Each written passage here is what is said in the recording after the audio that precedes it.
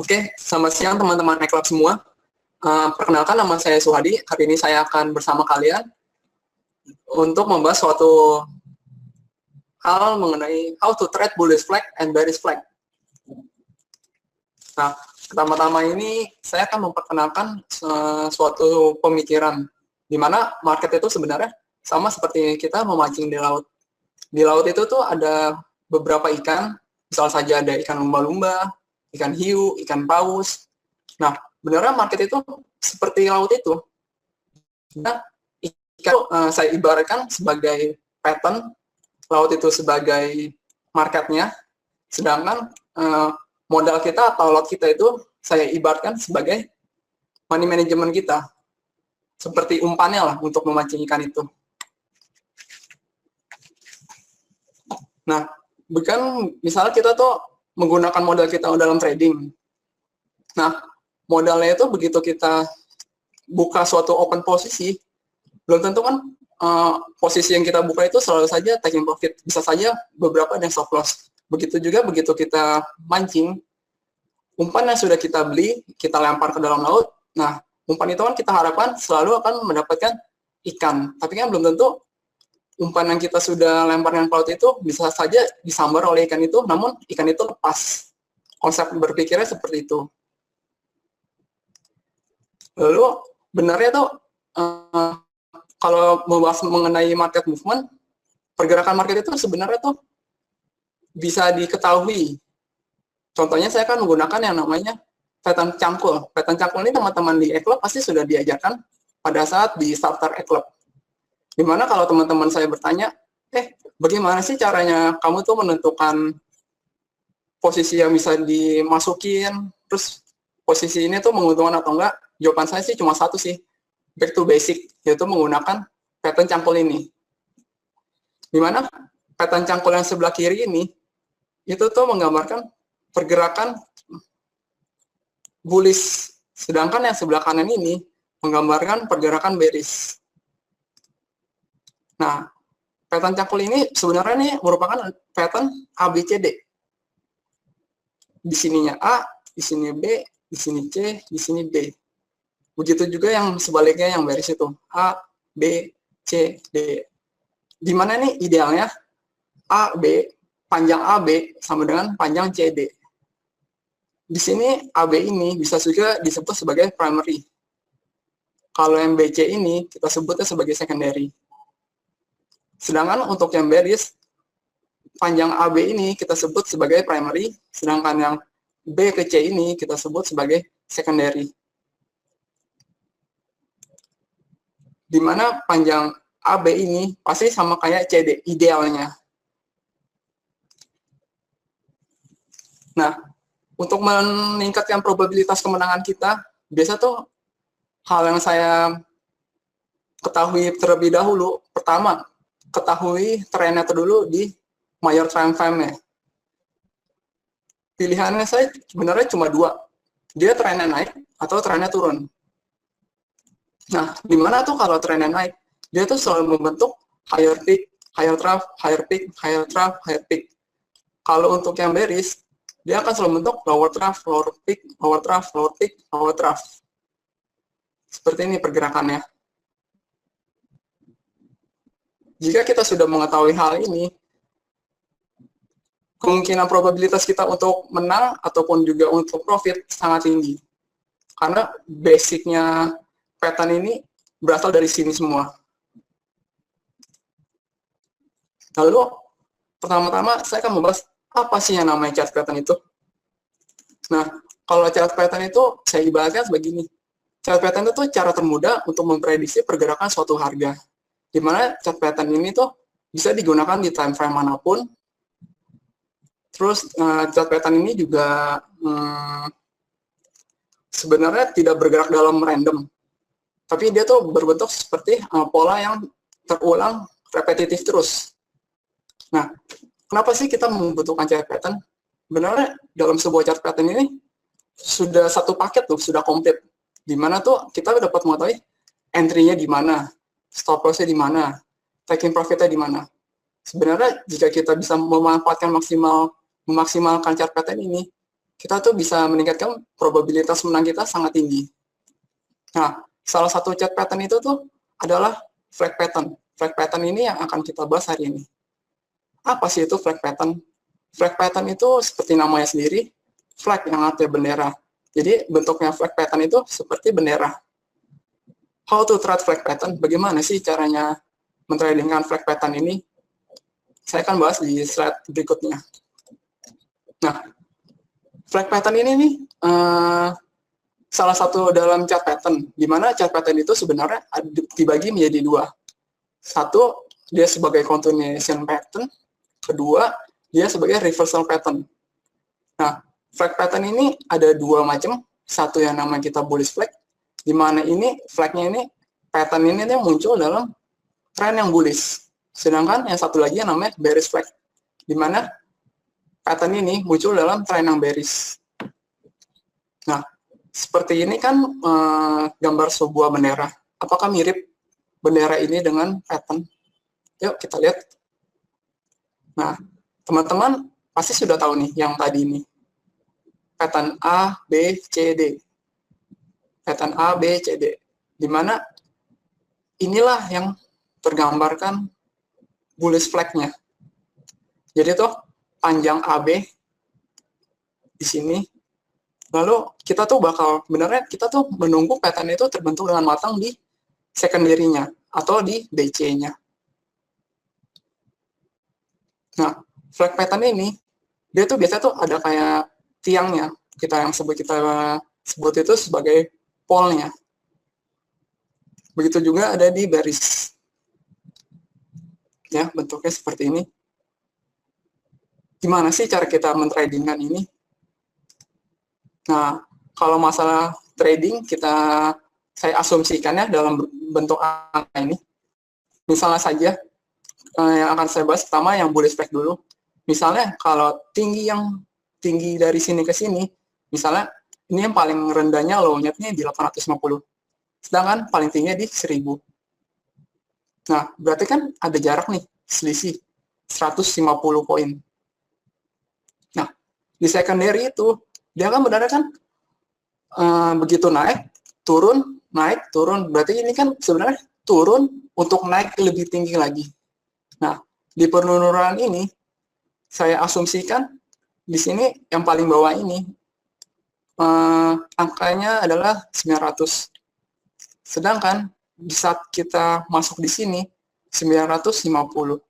Benernya tinggi yang ini, 150 ini, kita pindahkan ke sebelah kanan sini. Di mana 900 ditambah 150 sama dengan 1050. Itulah taking profit idealnya. Nah, cara masuknya gimana sih? Kita akan masuk begitu swing yang ini tertembus. Itu titik amannya di sana. Stop loss-nya di mana? Titik stop loss-nya ada yang di bawah sini. Di swing low yang terakhirnya dia. Lalu target price-nya di mana? Tentu saja yang atas ini, 1050. Nah, kalau yang bearish gimana sih? Yang bearish juga benernya sih sama saja.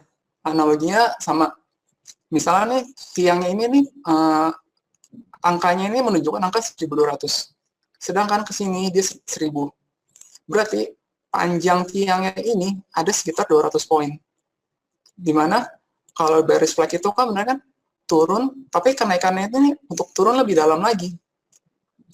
Nah, kenaikannya ini saya ibaratkan swing high yang terbentuk di sini di 1120.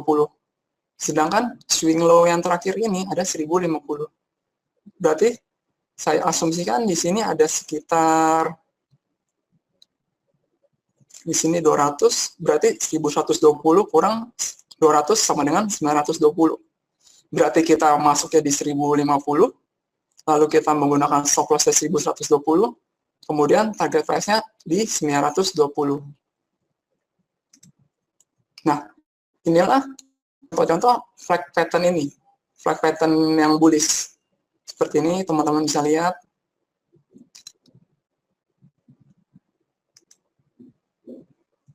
Seperti ini juga.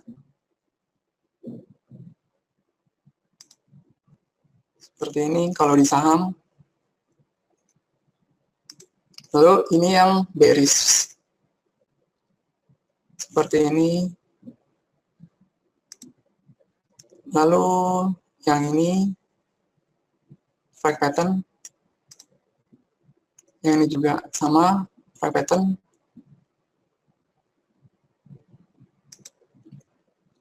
Nah, sebenarnya kenapa sih kita harus menginput pending order? Saya punya pemikiran seperti ini. Mengapa gambar yang saya tunjukkan di sini adalah seekor buaya? Karena menurut saya buaya itu tuh menurut saya contoh yang baik sih untuk dijadikan sebuah contoh. Karena buaya itu menurut saya sangat sabar. Kenapa sangat sabar?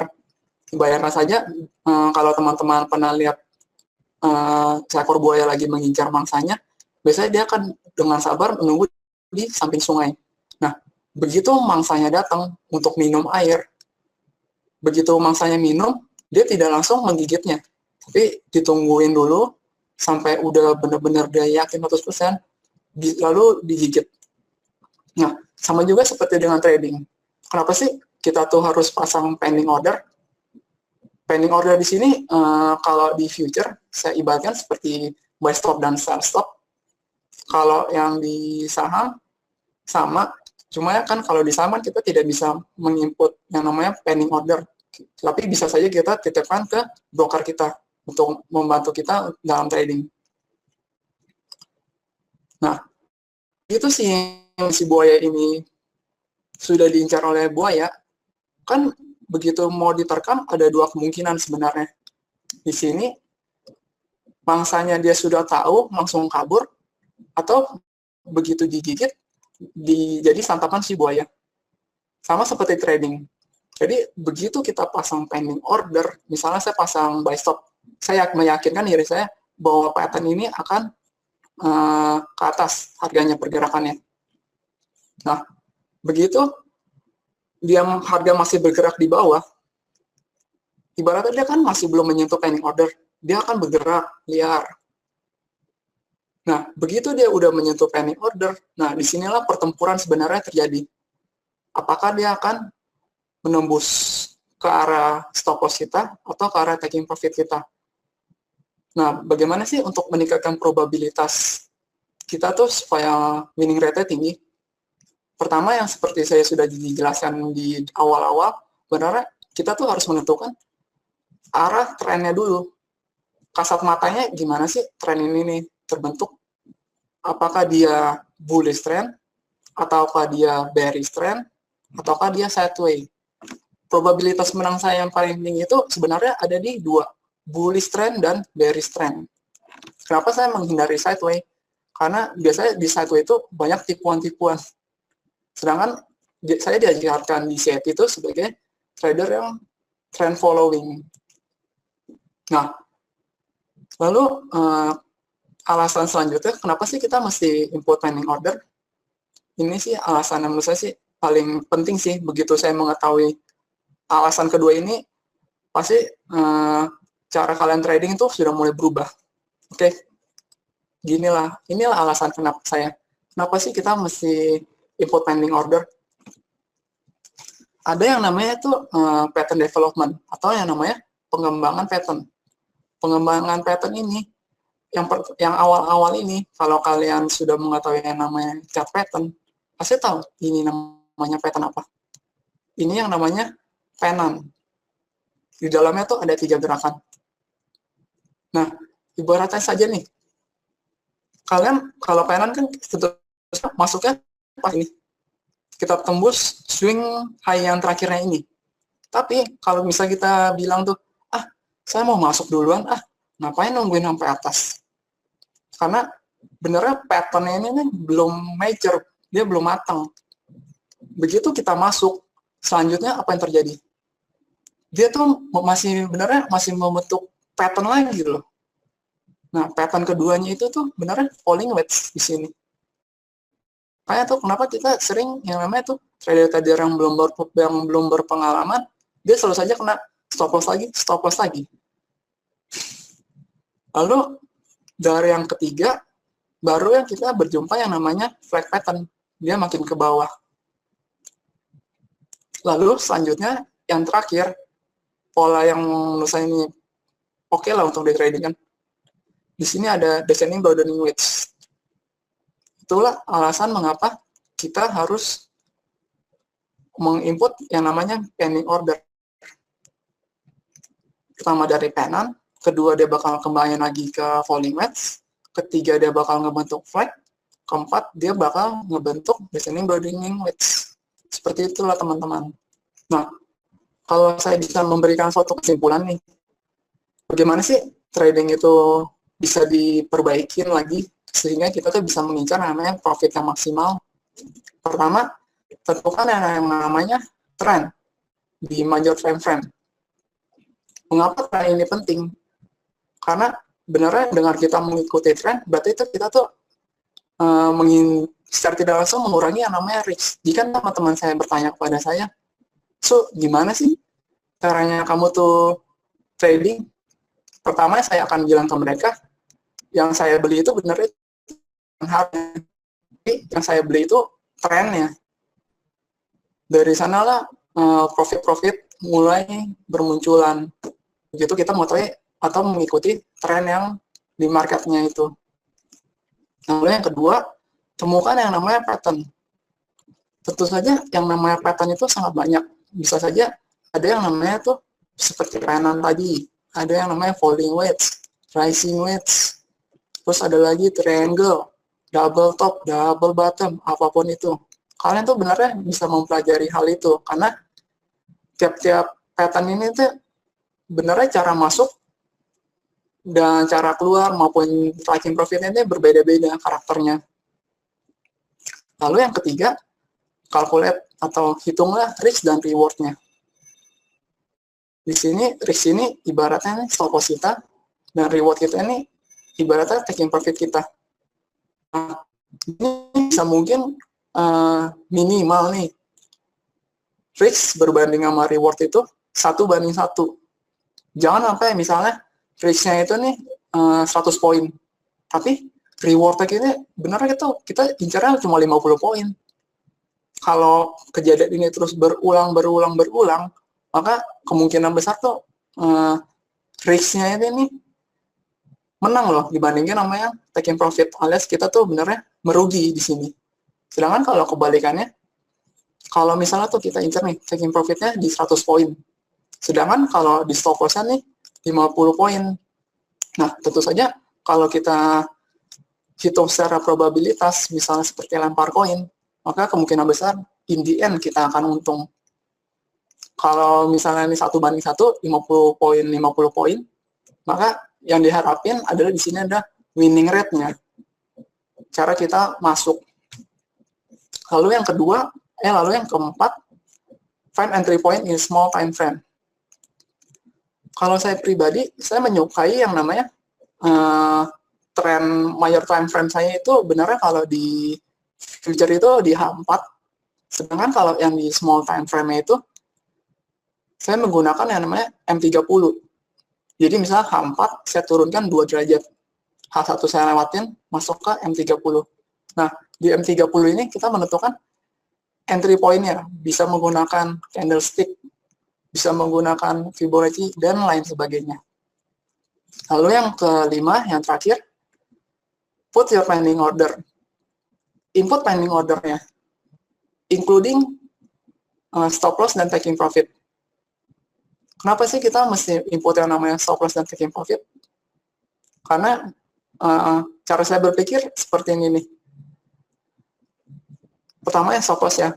Jika kita tuh mengendarai sebuah kendaraan, misalnya mobil ataupun motor, tentu saja kita tidak mau kendaraan yang kita pakai ini tuh nggak ada remnya loh. Karena bisa saja begitu kita dalam kecepatan tinggi, di depan tuh ada orang berhenti atau ada orang menyeberangi jalan. Kemungkinan besar kita akan menabrak mereka. Nah, dengan kita menginput stop loss ini, sebenarnya kita tuh sudah mengatasi risiko. Lalu yang taking profit juga, kenapa sih kita mesti input yang namanya taking profit? Karena misalnya saja kita tuh sedang dalam suatu acara atau kita sedang meeting. Nah, begitu harga bergerak menyentuh yang sebenarnya tuh titik yang sudah, oh ini loh titik taking profit saya. Jadi kan begitu kita sudah taking profit di sana, begitu harga sudah kena, ya sudah. Itulah kenapa kita mesti input taking profitnya. Lalu selain ini ada faktor lain, yaitu kita tuh benar harus mempunyai money management yang baik. Money management yang baik itu gimana? Tentu saja menurut saya hal ini sudah dijelaskan dalam video yang diberikan pas kalian mau masukin di Eclipse Charter. Dimana kalau di future kita bisa memanfaatkan yang namanya apa? Sedangkan kalau di saham kita bisa menggunakan money management di saham yang seperti yang sudah diajarkan di Eclipse. Oke, di sini ada Pak Antonius Purwono. Kalau major time frame ditentukan di time frame H4, kita cari pattern di time frame berapa? H1, M30 atau 15. Nah, benarnya nih pattern ini nih kita tidak boleh terbatas pikirannya, oh pattern ini cuma ada di H4, pattern ini cuma ada di M30. Dimanapun pattern itu terbentuk, kita akan masuk di sana. Tapi kenapa sih? Yang maksudnya di sini kenapa sih kita tuh menentukan major time frame-nya itu H4? Sebenarnya semakin tinggi time frame itu semakin bagus. Jadi misalnya H4 itu saya melihat nih, oh kondisinya naik. Sedangkan kalau kita masuk ke dalam M30-nya, mungkin di sana ada naik turun, naik turun, naik turunnya. Tapi secara overall, garis besarnya itu trennya naik. Makanya karena kita mengikuti tren. Kalau kita, misalnya kita melawan tren nih, kita tahu, oh trennya harganya naik loh. Nah, kita lawan nih. Harusnya kita buy, malah kita sell. Begitu dia harga itu sudah bergerak lagi mengikuti trennya kembali, anggapannya dia turun buat naik lagi. Nah, di sini sudah bisa dipastikan sebenarnya kita akan menyebut yang namanya loss. Karena kita melawan yang namanya tren. Gitu loh Pak Antonius. Ini ada pertanyaan lagi dari Pak Romansa Kosmandi. Cara mengetahui pattern itu sudah mature tuh seperti apa Pak kriterianya? Oke, pattern itu sudah matang atau belum seperti ini. Saya contohkan kembali ya. Pattern udah matang atau belum, itu bisa dilihat dari pembentukannya Pak. Jadi kalau saya disuruh pilih, kriteria flag itu seperti apa sih? Kriteria flag itu tentu saja di sini yang paling penting itu tiangnya. Tinggi tiang ini apa? Yang saya gambarkan misalnya untuk bullish ini 1850. Ini kan primary-nya nih Pak. Dia naik, lalu ibarat saja nih, ini secara kasat mata, benarnya pattern ini sedang dalam kondisi bullish nih, bullish-nya sangat kuat. Nah, dia kan benarnya kan ada yang namanya kan pembentukan pattern lagi nih. Di sini dia tuh turun, tapi itu turunnya tuh bukan buat turun lebih dalam. Karena ini di bullish trend yang sangat kuat, ini benar turun, tapi buat naik lagi, lebih tinggi lagi. Nah, di sini kan ada yang namanya swing low-nya nih, Pak. Di sini kita sudah mengukur nih. Di sini kalau di CIT kita diajarkan, misalnya mengukur ini dengan cara Fibonacci. Kita bisa mengetahui titik 900-nya ini benar nggak sih tepat di sini. Nah, kriteria selanjutnya, bagaimana sih kita cara entry pattern ini sudah matang atau belum? Nah, di sini kan benar kan ada ini Pak, swing high yang terakhir. Yang saya berikan angka 950. Benar ya? Di sini yang penting ini nih, swing high yang terakhir ini sih Pak. Jadi itu ibaratnya dari sini dia turun, naik, turun, naik, turun. Mengapa kita harus nunggu di sini? Karena di sini kita tuh ibaratnya kita memastikan bahwa oh pattern ini nih sudah selesai loh. Dia akan dari yang namanya primary, secondary, dia akan melanjutkan kembali ke primary-nya lagi. Jadi mengapa kita harus nunggu di sini? Jadi begitu dia tembus, di sini kita asumsikan bahwa pattern-nya ini bakal lanjut lagi ke primary-nya lagi. Tapi apakah itu 100% akan menuju ke atas? Belum tentu. Karena di sini tuh kenapa makanya tuh ada yang namanya stop loss Pak di sini. Tapi di sini yang seperti yang saya bilang dari awal, di sini tuh kita ngomongnya tuh kalau trading ini probabilitas winning rate kita gimana sih, seberapa tinggi winning rate kita. Seperti si buaya tadi loh itu Pak. Jadi misalnya kita tuh nungguin mangsa tuh dengan sangat sabar. Jadi tuh kita tuh tradingnya tuh benernya bukan tiap hari sih. Jadi kalau ada momen-momen yang pas, kita baru trading. Kalau saya pribadi sih, saya benernya tidak mengikuti semua, maksudnya semua pair ataupun semua saham. Sebenarnya saya tuh cuma pilih 1 atau 2 pair saja, Pak. Karena begitu Bapak udah menjadi seorang spesialis di sana, sebenarnya Bapak itu udah, saya bisa yakinkan bahwa Bapak itu sebenarnya sudah bisa menghasilkan profit yang banyak loh Pak, dengan cuma hanya menguasai 1 atau 2 pair saja. Misalnya saja gold dan USD Jepang Yen, seperti itu sih Pak. Dibandingin Bapak menguasai semua market, karena tuh karakter tiap pair itu tuh beda-beda Pak. Ini untuk melengkapi pertanyaannya Pak Antonius nih. Kalau tren naik berarti kita nunggu bullish flag. Kalau di sini sebenarnya kita tuh bukan nungguin flag doang sih Pak, karena pattern itu tuh ada banyak Pak. Misal saja ada yang kita sebut ada pennant, ada falling wedge, ada descending broadening wedge, ada triangle. Nah, benernya pas di sana munculnya pattern apa sih Pak? Kita tuh baru masuknya pakai pattern yang terbentuk pada saat poin entry-nya kita di sana Pak, yang udah kita jagain harganya di sana. Jadi itu bukan kita masuk tuh belum tentu pasti GBP Jepangnya ini pasti kebentuknya nih bullish flag, belum tentu Pak. Karena tiap karakter market itu beda-beda Pak. Ada yang misalnya seperti ini, gold itu sangat banyak sekali yang namanya tuh rising wedge, ascending broadening wedge. Nah, probabilitas winning rate-nya di gold itu kalau pakai yang namanya rising wedge, ascending broadening wedge ini benar winning rate-nya sangat tinggi Pak. Probabilitas kita untuk profit lebih tinggi loh. Sedangkan bisa saja rising wedge kalau di Audi USD misalnya, ini contoh doang, misalnya tuh kurang baik hasilnya. Misalnya kalau gold tidak bisa misalnya 100 poin, di sini kalau Audi USD misalnya cuma 50 pips doang, seperti itu sih Pak. Jadi itu tidak bisa dipukul rata untuk satu market itu. Karena analogi seperti ini juga Pak. Misalnya Bapak mau cari ikan lumba-lumba, tentu saja kan Bapak mesti cari ke laut A misalnya. Terus Bapak mau ke laut B, Bapak pasti ketemu ikan yang beda lagi. Nah, sama seperti di market ini, misalnya di gold. Di gold, karakter marketnya tuh belum tentu sama, pasti sama kayak yang di GBP Jepang Yen atau yang kayak di NZD, seperti itu. Jadi kita mesti tahu dulu karakternya si market ini seperti apa sih.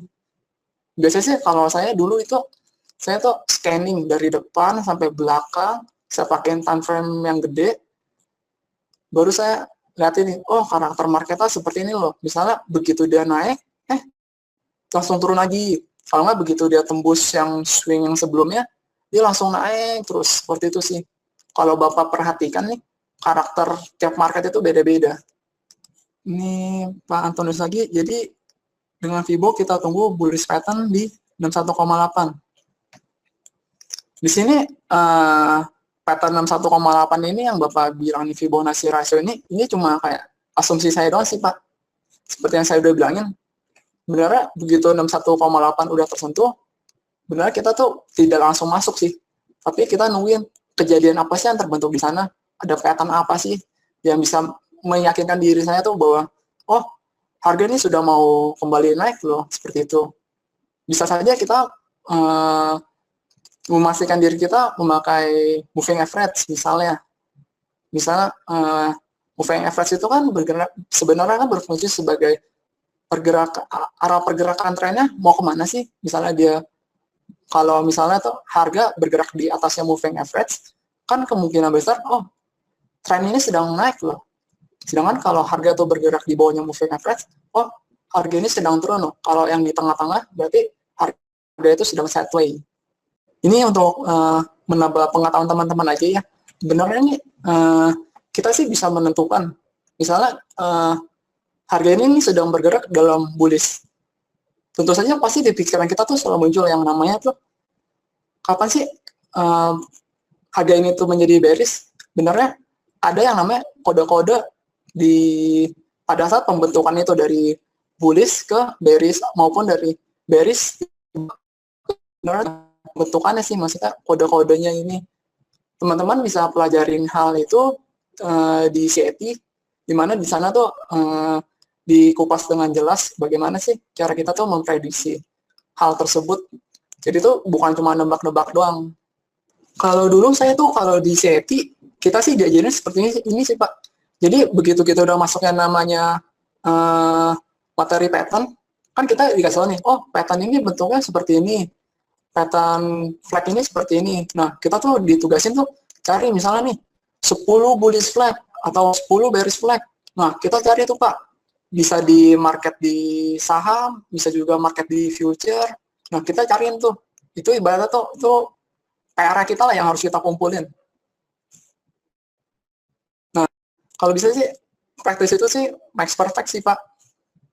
Jadi tuh begitu Bapak tuh udah mengetahui, oh benarnya harga itu bergeraknya cuma seperti ini doang loh, ada kayak iramanya. Nah, dengan kita mengetahui irama-irama itu, menurut saya sih, saya bisa pastikan Bapak kalau Bapak rajin, Bapak pasti bisa dapetin namanya profit. Kalau saya bisa berbagi rahasia nih Pak, benar tuh gold itu tuh paling enak buat di sell sih Pak. Karena probabilitas winning rate-nya tuh kalau di gold tuh untuk pattern namanya rising wedge, ascending goldening wedge, ini tuh sangat tinggi sih Pak. Jadi misalnya kalau di gold munculnya namanya rising wedge, ascending goldening wedge, itu sikat aja sih Pak. Tapi dengan cara entry yang benarnya. Ini mungkin Bapak yang pertanyaan sebelumnya nih, yang banyak terjadi pattern di pair apa saja. Maksudnya nih, pattern itu tuh ada di pair mana aja ya. Kalau saya bisa bilang benarnya, pattern itu tuh terjadi di semua, maksudnya terjadi di semua pair sih Pak. Jadi misalnya nih Pak, Euro USD nih, kan bisa saja nih, dia banyak munculnya patternnya bukan si flag, misalnya saja munculnya tuh banyak kan patternnya si falling wedge.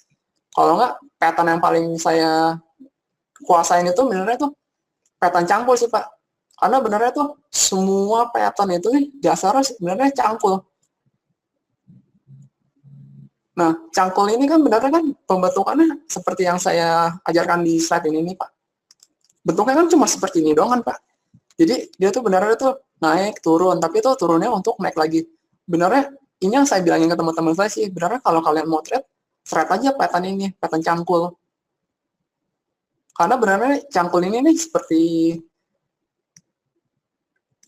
seperti ini Pak ujungnya Pak. Di sini dia naik, di sini kan juga bullish flag ini kan naik, di sini turun. Tapi kan turun buat naik. Nah, di sini tuh benernya turunnya juga buat naik nih Pak. Jadi benernya ABCD ini nih, ibaratnya bisa saja nih, si BC-nya ini bisa saja isinya nih pennant, bisa saja isinya nih falling wedge, kalau nggak descending broadening wedge. Kalau yang untuk yang sampingnya, yang untuk tipe yang bearish-nya ini, bisa saja nih si BC-nya ini nih, isinya tuh bukan flag, tapi bisa saja isinya pennant, bisa saja isinya rising wedge. Seperti itu Pak. Kalau kita udah ngomongin technical analysis nih Pak, benernya kita sih itu satu bahasa untuk semua market sih Pak. Jadi kalau saya tuh ditanya misalnya, saya belum ketahui nih pattern ini, maksudnya market ini nih patternnya apa saja sih karakteristiknya. Yang pertama saya tentukan itu benarnya cangkulnya dulu sih Pak. Jadi kita tuh yang pertama gambarnya cangkul aja dulu Pak. Karena ini kalau di CET kita tuh awal-awal pasti diajarinnya tuh cangkul dulu. Di do teorinya kita harus kuat dulu, baru kita lanjutin ke yang lainnya yang lagi. Karena benernya yang lain-lain yang lagi nih, benernya nih bagi saya sih cuma additional sih Pak. Dengan kita udah mengetahui pattern cangkul ini, benernya ini sih sudah bisa memberikan kita profit sih Pak. Asalkan kita bisa tahu cara maksimalin cara pakai pattern ini.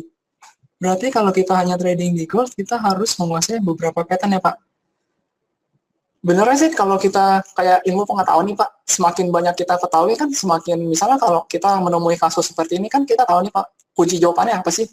Nah, sama juga seperti trading sih Pak. Kalau kita tahu nih, oh pattern itu benarnya ada si ini. Berarti kan begitu kita menjumpai pattern itu di market manapun, kan kita kan bisa meyakinkan diri saya, oh pattern ini karena pergerakan harganya ke atas, saya cara masuknya seperti ini, keluarnya di sini, taking profitnya di sini, gitu sih Pak. Jadi nggak ada ruginya juga sih Pak mengetahui banyak pattern itu. Masih belum paham di setiap pattern ada berapa gerakan. Nah, kalau saya sih bisa flag tadi. Kalau saya sih jangan lihat gerakannya sih Pak, tapi lihat misalnya dia tuh, jadi tuh kita tuh trade tuh hanya yang berdasarkan apa yang kita lihat saja sih Pak. Begitu tembus misalnya baru kita masuk. Jadi biarkan saja dia bergerak naik turunnya saja sih Pak. Jadi begitu benar-benar dia tembus berarti kan kita sudah entry tuh. Kan kita kan sudah pasang pending ordernya di sana. Nah, sebelum pending ordernya tersentuh itu biarin saja Pak bergerak. Harganya tuh bergerak naik turun naik turun. Si mangsanya buaya tadi itu ibaratnya dia sedang melihat-lihat apakah di sungai itu ada buaya atau enggak sih.